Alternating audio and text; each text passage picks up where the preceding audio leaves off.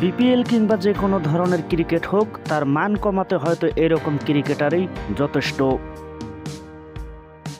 ইদানিং শেখ মেহেদী অনেক বড় ক্রিকেটার হয়ে গেছেন। সিনিয়র জুনিয়র বা দেশি বিদেশি কাউকেও সম্মান দিতে চান না তিনি। রংপুর রাইডার্সের এই ক্রিকেটার যখন উইকেট নেন তখন তার আগ্রাসী মনোভাব হয়তো অনেকেই এটা ভালোভাবে নেন না।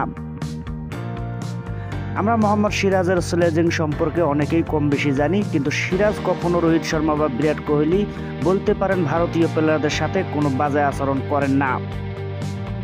পাকিস্তানের হারিস রফকে সবাই জানে, প্লেয়ার হিসেবে যেমনই হোক সিনিয়র বা সহপাঠীদের সাথে সে বাজে আচরণ করে না, তা সবারই জানা।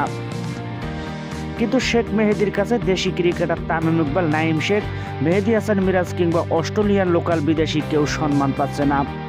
অ্যাগ্রেসিভ প্লেয়ার হওয়া অবশ্যই ভালো, তবে অতিরিক্ত কোনো কিছুই ভালো না, তা হয়তো তিনি এখন পর্যন্ত জানেন না।